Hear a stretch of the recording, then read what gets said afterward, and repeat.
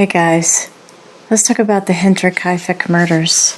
The Hinterkaifeck Murders occurred on the evening of March 31st, 1922, when 6 inhabitants of a small Bavarian farmstead located approximately 70 kilometers or 43 miles north of Munich, Germany, were murdered by an unknown assailant. The 6 victims were Andreas Gruber, age 63, Cecilia Gruber, age 72, their widowed daughter Victoria Gabriel, age 35, Victoria's children Cecilia, age 7, and Joseph, age 2, and the maid Maria Baumgartner, age 44. They were all found struck dead.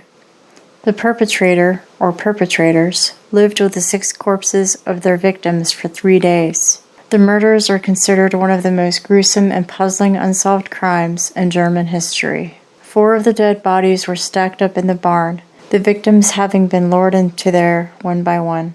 Prior to the incident, the family and their previous maid reported hearing strange sounds coming from the attic, which led that maid to quit. The case remains unsolved to this day.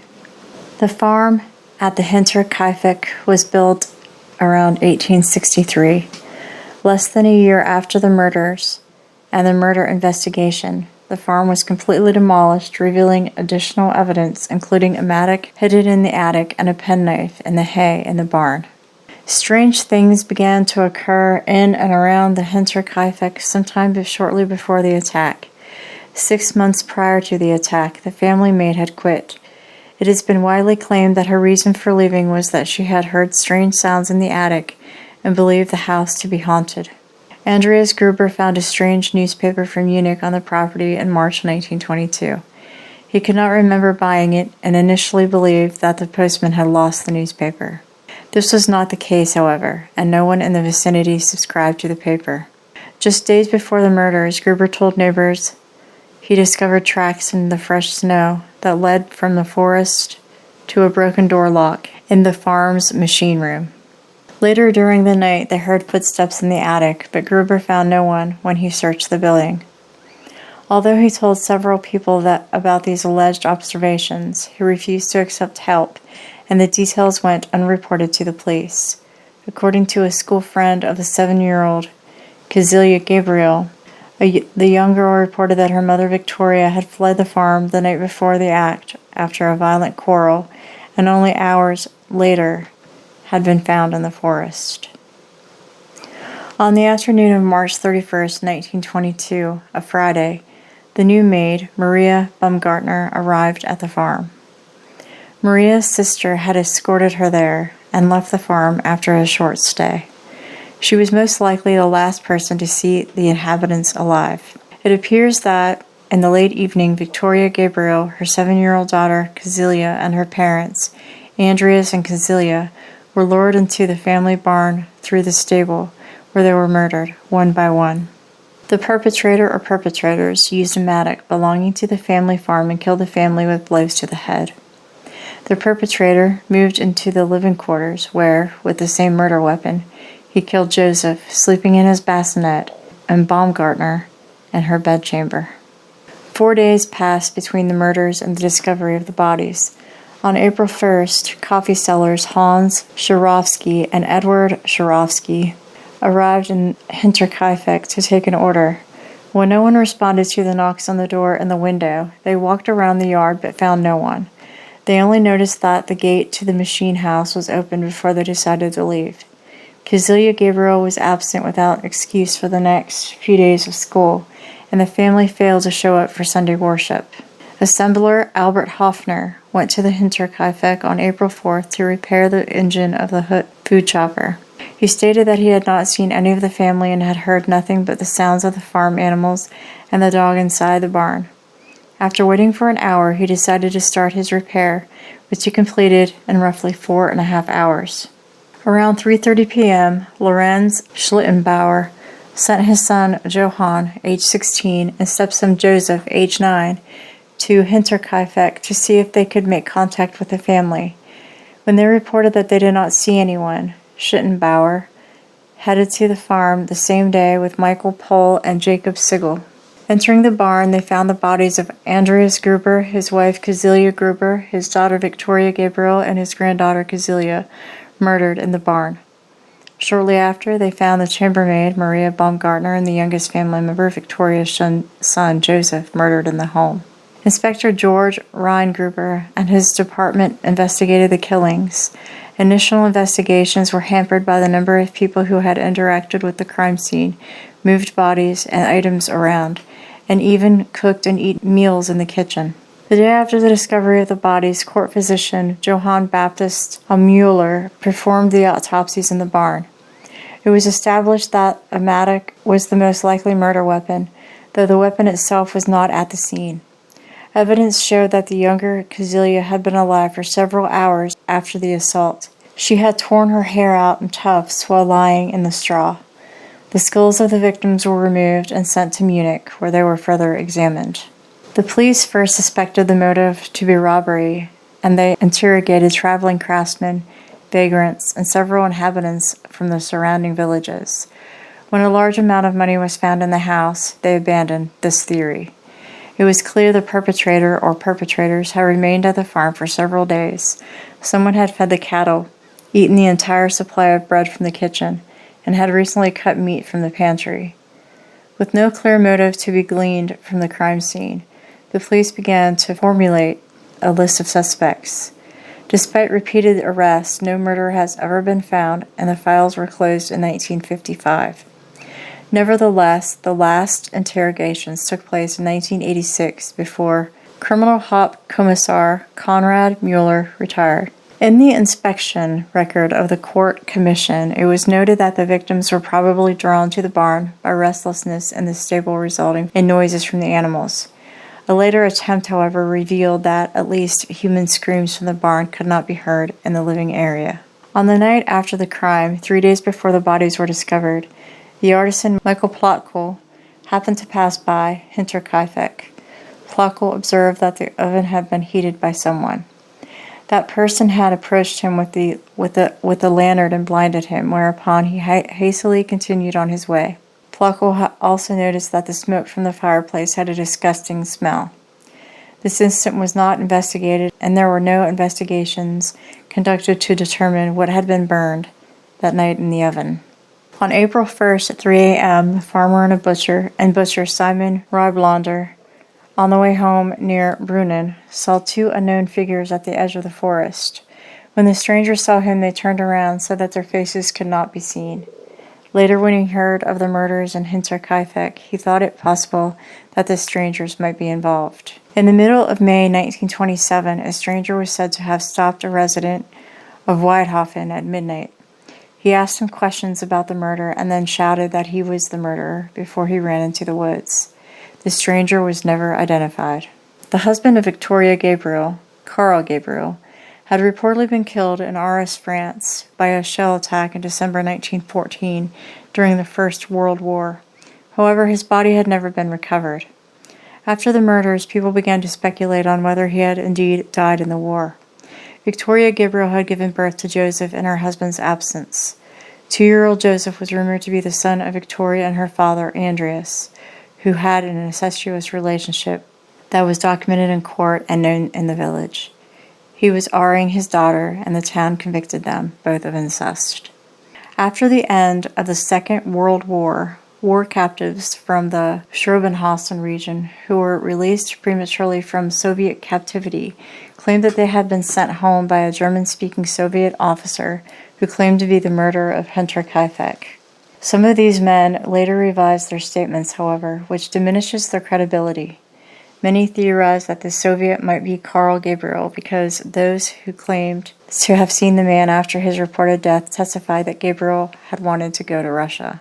Shortly after the death of his first wife in 1918, Lorenz Schlittenbauer was believed to have had a relationship with Victoria Gabriel and Father Joseph. Schlittenbauer came under suspicion by locals early in the investigation because of his several suspicious actions immediately after the discovery of the bodies. When Schlittenbauer and his friends arrived to investigate, they had to break a gate to enter the barn because all of the doors were locked. However, Immediately after finding the 4 bodies in the barn, Schlittenbauer apparently locked the front door with a key suspiciously and entered the house alone. A key to the house had gone missing several days before the murders, though it is possible that Schlittenbauer, as a neighbor or as Victoria's potential lover, might have been given a key. When asked by his companions why he had gone into the house alone when it was unclear if the murderer might still be there, Schlittenbauer allegedly stated that he went to look for his son Joseph. Regardless of any of the above rumor, it is known that Schlittenbauer had disturbed the bodies at the scene, thus potentially compromising the investigation. For many years after, local suspicion remained on Schlittenbauer because of his strange comments, which were seen as indicating knowledge of details that only the killer would recall. According to his information in the files for the case, local teacher Hans Blogger discovered Schlittenbauer visiting the remains of the demolished Hinterkaifeck in 1925. Upon being asked why he was there, Schlittenbauer stated that the perpetrators' attempt to bury their family's remains in the barn had been hindered by the frozen ground. This was seen as evidence that Schlittenbauer had intimate knowledge of the conditions of the ground at the time of the murders.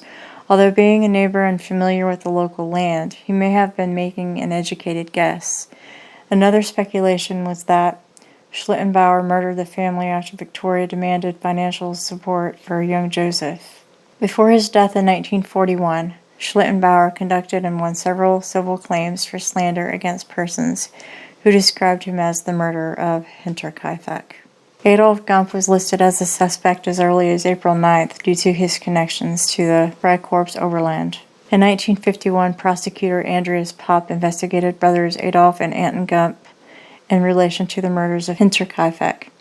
Their sister, Crescentia Mayer, claimed on her deathbed that Adolf and Anton had committed the murders. As a result, Anton Gump was remanded to police custody, but Adolf had already died in 1944. After a short time, however, Anton was dismissed again, and in 1954, the case against him was finally discontinued because he could not be proven to have participated in the crime. In 1971, a woman named Therese T. wrote a letter citing an event in her youth. At the age of 12, she witnessed her mother receiving a visit from the mother of the brothers Carl and Andreas S. The woman claimed that her sons from Saddleberg were the 2 murderers at Hinterkaifeck. The mother said, quote, "Andreas regretted that he lost his penknife," unquote, in the course of the conversation. In fact, when the farm was demolished in 1923, a pocket knife was found that could not be clearly assigned to anyone. However, the knife could have easily belonged to one of the murder victims. This track was followed without result. Crescence Reiger, the former maid of Hinterkaifeck, was certain she had already seen the penknife in the yard during her service. Peter Weber was named as a suspect by Joseph Betts. The two worked together in the winter of 1919-1920 as laborers, and they shared a chamber. According to Betts, Weber spoke of a remote farm, Hinterkaifeck. Weber knew that only one old couple lived there with their daughter and her 2 children. It is likely he knew about the incest between Gruber and his daughter. Betts testified in a hearing that Weber had suggested killing the old man to get the family's money. When Betts did not respond to the offer, Weber stopped talking about it. The former maid, Crescence Reiger, worked from November 1920 to about September 1921 at Hinterkaifeck. She suspected the brothers Anton and Carl Bickler to have committed the murders. Anton Bickler had helped with the potato harvest at Hinterkaifeck and therefore knew the premises. Reiger said Bickler talked to her often about the Gruber and Gabriel family.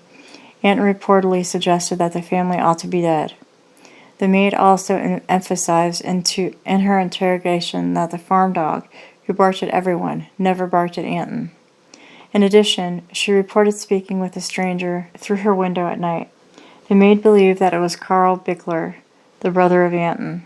She thought that Anton and Carl Bickler could have committed the murder together with George Siegel, who had worked at Hinterkaifeck and knew of the family fortune. Supposedly, Siegel had broken into the home in November 1920 and stolen a number of items, though he denied it.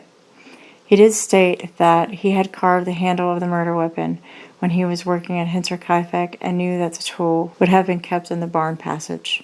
The Thaler brothers were also suspected, according to a statement by the former maid. The brothers had already committed several minor burglaries in the area before the crime.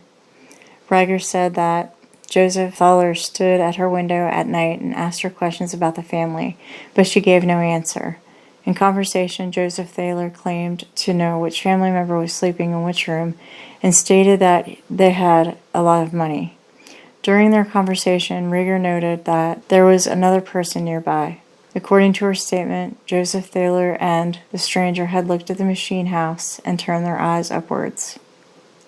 Author Bill James, in his book The Man from the Train, alleges that a man known as Paul Mueller may have been responsible for the murders.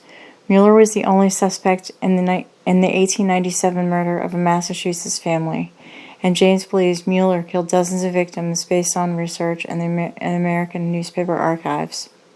The Hinterkaifeck murders bear some similarities to Mueller's suspected crimes in the United States, including the slaughter of an entire family in their isolated home, use of a blunt edge of a farm tool as a weapon, a pickaxe, and the apparent absence of robbery as a motive.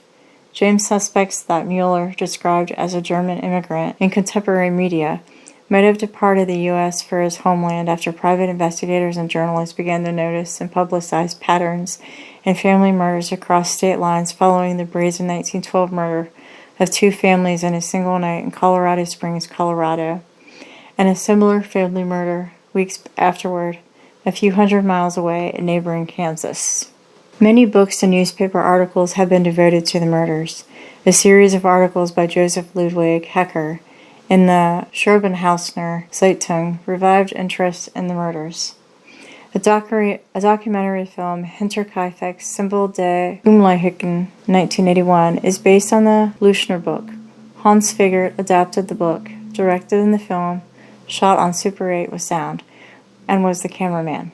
The film was shown regularly in Ingolstadt. 10 years later, Reinhard Keilig's play Hinterkaifeck, Deutschland's Geheimniswolster Mordfall was produced, and at the time, Kurt K. Heiber produced another documentary shot on location and shown on television and in local cinemas. Also, in 1991, radio station Funkhaus Ingolstadt aired a documentary, Hinterkaifeck, often Spieren Eins Morders, and the Abendzeitung ran a series of articles called Die Sechs Toten vom Einadhof, Bayerns Ratswohlhaftistes Verbrechen. In 2007, 15 students of the police academy in Fürstenfeldbruck examined the case using modern criminal investigation techniques. In their final report in German, they confirmed the meticulousness of the investigation at the time, but criticized the lack of professional forensics. In particular, the failure to take fingerprints was criticized, as this was already common practice at the time. Although it is almost certain that the murderer or murderers can no longer be identified, all authors of the report independently agreed on who the main suspect in the case was. However, his name was not mentioned out of consideration for his descendants. In 2017, the last chapter of The Man from the Train by Bill James and his daughter Rachel McCarthy James briefly discusses the murders at Hinterkaifeck. The authors explain the possibility that the German crimes might have been committed by Paul Mueller, the serial killer the authors believed killed several families in the United States under similar circumstances between 1898 and 1912. The murders attributed to Mueller, including the Beliska axe murders, were apparently random nighttime home invasions in or near small railroad towns that left entire families bludgeoned to death with the blunt end of an axe, and were probably motivated by a sadistic and necrophilic attraction to prepubescent girls. The authors rate the chances of Mueller as the Hinterkaifeck's killer as, quote, more or less a toss-up, unquote, but conclude, quote, there's no real reason to believe that it's not him, unquote.